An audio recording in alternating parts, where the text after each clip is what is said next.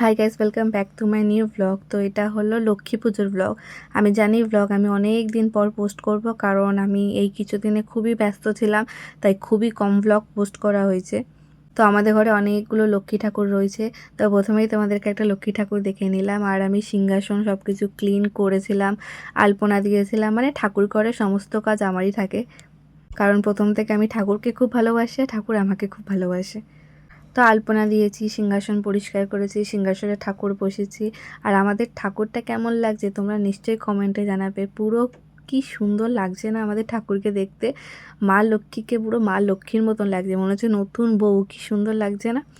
আর তারপর আমাদের অল্প গোছানো কমপ্লিট হয়েছিল, তখন অল্প অল্প হয়েছিল, আমি তোমাদের সাথে একটু শেয়ার করলাম। আরও তো অনেক কিছু ভোগ রান্না হচ্ছিল। আর সারাদিন উপোস করার পর জানো তো সবারই বাজে অবস্থা হয়ে যায়, খারাপ অবস্থা হয়ে যায়। আর তার মধ্যে সব কিছু আমি আর মা সবাই মানে ঘরের লোকে মিলেই করতে হয়। আর তারপর সব কিছু কাজবাজ ছেড়ে সন্ধ্যের দিকে আমাদের ঠাকুরমশাই এসেছিলো 9:30টার দিকে।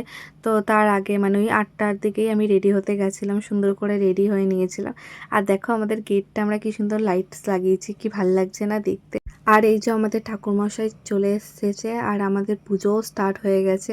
আর এই ঠাকুরমশাইটা খুবই ভালো, উনি খুবই ভালো পুজো করে। আর এই যে লাস্ট ভিউ পুজো হওয়ার পর যা যা আমরা ভোগ দিয়েছিলাম সব কিছু তোমাদের সাথে শেয়ার করলাম। প্রথমে তো ঠিক করে শেয়ার করা হয়নি। আর আমাদের লক্ষ্মী ঠাকুরকেও কি মিষ্টি লাগছে দেখো, খুবই সুন্দর লাগছে। আর পুজো ভালোভাবেই হয়েছে, আশা করি আগেও সব কিছু ভালো হবে। আর মা লক্ষ্মী আমাদের দিকে তাকাবে, আমাদেরকে খুব ভালোবাসা দেবে। তো চলো দেখা হবে নেক্সট ব্লগে, টাটা।